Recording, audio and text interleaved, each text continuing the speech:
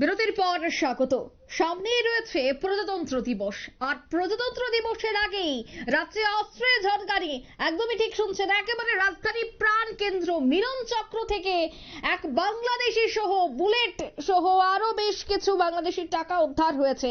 মিলন চক্র আদর্শ পল্লী এলাকাতে অভিযান চালিয়ে এক বাড়ি থেকে একজন বাংলাদেশি নাগরিককে আটক করে এডিনগর থানার পুলিশ।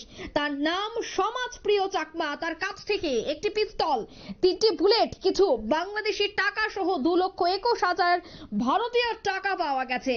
অর্থাৎ সামনে প্রজাতন্ত্র দিবস, তারই আগে একটা জঙ্গি হামলার আশঙ্কা কিন্তু করছে গোয়েন্দারা। ইতিমধ্যে বিএসএফ কেও সতর্ক করা হয়েছে। তবে তারই মধ্যে একেবারে রাজধানী আগরতলার প্রাণ কেন্দ্র মিলন চক্র, সেই মিলন চক্র এলাকার দেখা গেছে একটি বাড়িতে, আদর্শপল্লী এলাকার এক বাড়িতে একজন বাংলাদেশি সহ পিস্তল এবং বেশ কিছু বুলেট উদ্ধার হয়েছে। তাছাড়া 2,21,000 টাকা ভারতীয় টাকা, তার সাথে বাংলাদেশি টাকা উদ্ধার হয়েছে। সে কিভাবে বাংলাদেশ থেকে ভারতে আসে এবং ভারতে এসে সেই পিস্তল নিয়ে সে কাজ করছে, এই যে অস্ত্রের ঝনকানি একেবারে প্রজাতন্ত্র দিবসের আগ মুহূর্তে, তা কিন্তু যথেষ্ট উদ্বেগজনক। কারণ প্রজাতন্ত্র দিবসের আগে গোটা দেশ জুড়ে নিরাপত্তা বাড়ানো হয়, কারণ এই দিনগুলির আগে একটা জঙ্গি হামলার আশঙ্কা থাকে। আর এই জঙ্গি হামলা যেন না হয়, তার জন্য কিন্তু নিরাপত্তা একেবারে জল স্তর থেকে শুরু করে আকাশপথ, এমনকি বিভিন্ন জায়গায় নাকা চেকিং পর্যন্ত জোরদার করা হচ্ছে। কিন্তু এত জোরদার নিরাপত্তার মধ্যেও কিভাবে বাংলাদেশি এক নাগরিকের কাছ থেকে নগদ বাংলাদেশি অর্থ সহ বুলেট এবং পিস্তল উদ্ধার হয়েছে, তা নিয়ে কিন্তু রীতিমতো চাঞ্চল্য। পুলিশ আধিকারিক এসডিপিওর কি বক্তব্য শোনাচ্ছি। আজকে একটি রেড করা হয় মিলন চক্র, মিলন চক্র আদর্শপল্লীতে। তো খবর ছিল যে এখানে একজন বাংলাদেশি নাগরিক, তার কাছে একটা আর্মস আছে এবং আরো আপত্তিকরজনক কিছু থাকার কথা। অ্যাকর্ডিংলি ওই বাড়িতে রেড করার পর সমাজপ্রিয় চাকমা তাকে বাড়িতে পাওয়া যায় এবং তার কাছ থেকে তার ঘর তল্লাশি চালিয়ে আমরা একটি 9mm পিস্তল, 25,000 বাংলাদেশি টাকা এবং 2,21,000 ইন্ডিয়ান কারেন্সি এবং 3টি কার্তুজ আর 2টো অ্যান্ড্রয়েড মোবাইল, এগুলি পাওয়া যায়। তো অ্যাকর্ডিংলি তার বিরুদ্ধে আর্মস অ্যাক্ট এবং আইজিপি অ্যাক্ট সহ একটি কেস নেওয়া হয়। কালকে পুলিশ রিমান্ডে জিজ্ঞাসাবাদ হবে, এখনো জিজ্ঞাসাবাদ চলছে। এমনি মানে ওনার মানে কি খবর ছিল, উনি কি ভারতেরই না বাংলাদেশি? আমরা তো যা ডকুমেন্টস পেলাম সেটা বাংলাদেশের ডকুমেন্টস, সবকিছু বাংলাদেশ। তার বাড়ির ঠিকানা হচ্ছে খাগড়াছড়ি। কি কারণে কেন এসেছে, কিছু কি বৈধভাবে এসেছিল? সমস্ত বিষয়টা আমরা জিজ্ঞাসাবাদ না করে বলতে পারছি না। জিজ্ঞাসাবাদ শুরু হয়েছে। পাসপোর্ট কিছু পাওয়া গেছে? না, পাসপোর্ট তো পাইনি আমরা। ওই যেখানে ভাড়া না হ্যাঁ, ওখানে ও ইন্ডিয়ান বলেই ভাড়া নিয়েছে। কতদিন ধরে এখানে? কত, 4-5 জন। ওর সাথে কি আর কেউ আছে? কিছু কাউকে পাওয়া যায়নি। ওর সাথে কেউ ছিল কিনা সেটা ওকে বার করবো আমরা। কত টাকা পাওয়া গেছে টোটাল? টোটাল তো ইন্ডিয়ান কারেন্সি 2,21,000 আর 25,000 বাংলাদেশি টাকা, 9mm পিস্তল একটি, আর 3টি রাউন্ড, আর 2টো অ্যান্ড্রয়েড মোবাইল। আপনারা শুনলেন এসডিপিওর বক্তব্য। সে বিষয়ে আরো বিস্তারিত জানবো। টেলিফোন লাইনে এই মুহূর্তে যুক্ত হয়ে গেছে প্রাক্তন পুলিশ কর্তা নন্দনী সরকার। নন্দনবাবু, প্রথমে আপনাকে নিউজ ভ্যানগার্ডের পর্দায় স্বাগত জানাচ্ছি। ধন্যবাদ ম্যাডাম। এই যে একেবারে রাজধানী আগরতলার মিলন চক্র থেকে একজন বাংলাদেশি সহ প্রচুর পরিমাণে বাংলাদেশি টাকা এবং ভারতীয় টাকা, তার সাথে পিস্তল এবং বুলেট উদ্ধার হয়েছে। সামনেই রয়েছে প্রজাতন্ত্র দিবস, আর এই প্রজাতন্ত্র দিবসের আগে রাজ্যে অস্ত্রের ঝনকানি কিভাবে দেখছেন আপনি? প্রথমে বলছি যে প্রজাতন্ত্র দিবসে ত্রিপুরাতে কখনো কোনো ঘটনা হয়নি, কারণ ত্রিপুরা রাজ্যটাকে যারা বাংলাদেশের এই যে মানব পাচারকারী, হিউম্যান ট্রাফিকিং যারা করে এরা, এবং যারা অস্ত্র বা বিভিন্ন ধরনের ট্রান্সবর্ডার ক্রাইমে লিপ্ত, এরা কিন্তু এটাকে একটা করিডোর হিসাবে ইউজ করে। অর্থাৎ আপনি রোহিঙ্গা মুসলিমদের কথাই বলুন, আর বাংলাদেশ থেকে বিভিন্ন অবৈধভাবে ভারতের মানে ভূমিতে প্রবেশ প্রবেশ করা টোরা নিয়ে বর্ডারে একাধিক অপারেটররা সক্রিয় রয়েছে। এরা এই যে বাংলাদেশে এত যে একটা এখন বিশৃঙ্খল পরিবেশ, যেখানে বর্ডারে এত কড়াকড়ি আমরা শুনছি, তাতে কিন্তু কোনো অসুবিধা নেই। অর্থাৎ ওদিক থেকে লোক কিন্তু এদিকে আসছেই, এবং সেটা বর্ডারে বিভিন্ন অপারেটরের মাধ্যমে আসছে। এখন যে লোকটা অ্যারেস্ট হয়েছে, সে তার কাছে একটা স্বয়ংক্রিয় আগ্নেয়াস্ত্র পাওয়া গেছে। একই সঙ্গে বাংলাদেশি টাকা হাতে বোঝা যায় যে সে একটা বড় ধরনের বড় একটা দলের সঙ্গে যুক্ত থাকতে পারে। এটা হয়তো সন্ত্রাসবাদী হতে পারে, বা হয়তো স্মাগলার হতে পারে, বা হয়তো ড্রাগ পাচারকারী হতে পারে, বা হয়তো দুই রাষ্ট্রের মধ্যে গন্ডগোল সৃষ্টি করার জন্য, বা কোনো একটা বৃহত্তর কোনো একটা উদ্দেশ্য নিয়ে হয়তো এখানে আসতে পারে।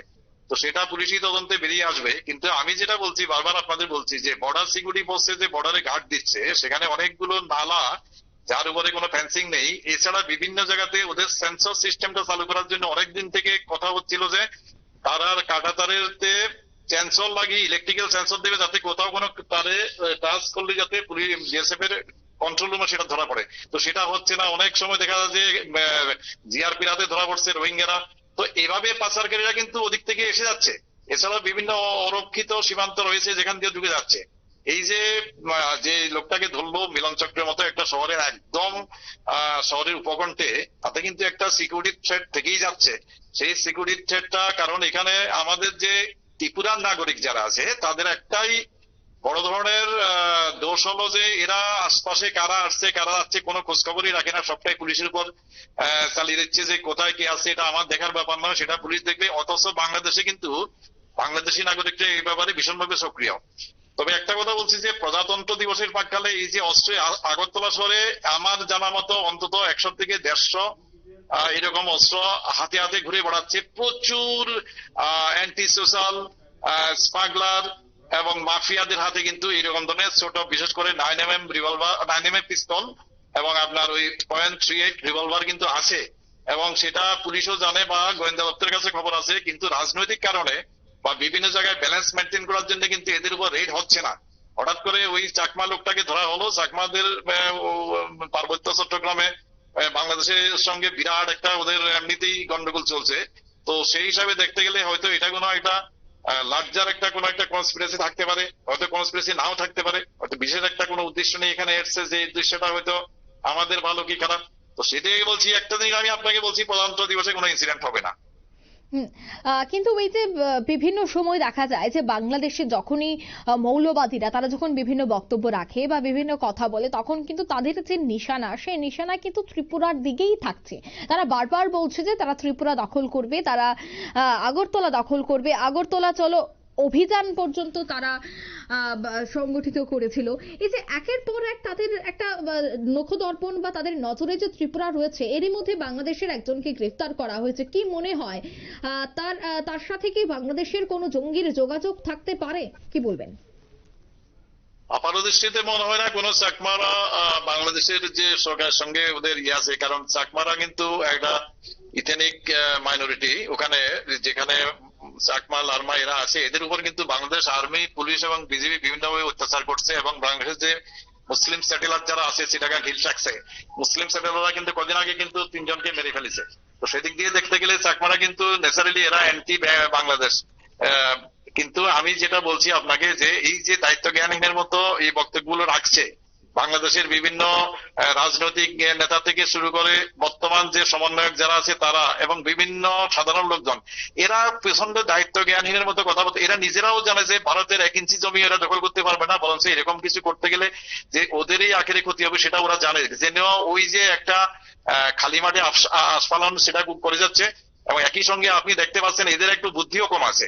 অর্থাৎ এই যে হামাস বিদ্রোহীরা ওদের ইসরায়েলের ক্ষমতা সম্বন্ধে কিছুই জানতো না, জেনে একটা ওই মূর্খের মতো কাজ করে 1500 ইসরায়েলিকে মেরে ফেলে। পরবর্তী সময় ওদের 50,000 লোককে মেরে ফেলেছে ইসরায়েল, বাড়িঘর ধুলির সাথে। তো এরকম ধরনের দায়িত্ব জ্ঞানহীন লোক বাংলাদেশে প্রচুর আছে।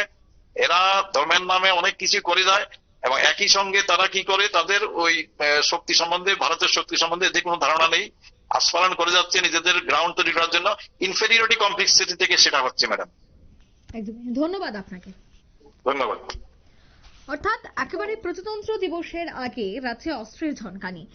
কিছুদিন আগেই দেখা গেছিল যে গোয়েন্দারা তারা সতর্ক করেছিল রাজ্যের থেকে গোটা সমস্ত রাজ্যের পুলিশকে, সমস্ত রাজ্যের বিএসএফ জওয়ানদের সতর্ক করেছিল গোয়েন্দারা যেন টহলদারি আরো বাড়ায়, কারণ জঙ্গি হামলা হতে পারে দেশের যে কোনো জায়গায়।